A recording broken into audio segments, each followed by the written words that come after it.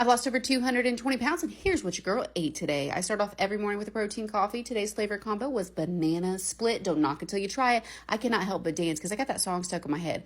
I'm working late because I'm a singer. Anybody else? And then for breakfast, I had an egg white wrap omelet. So good.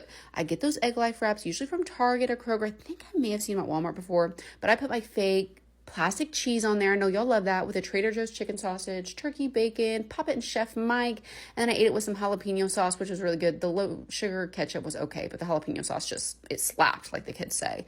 And then for lunch, I had half a lavash bread with some gyro meat. Is it gyro, I don't know. Okay, someone's gonna correct me. With some spinach, feta, red onion, tomato, and that's a Greek yogurt tzatziki sauce. That lavash bread, I don't know, it tasted off, so I just ended up taking everything off of that, eating it.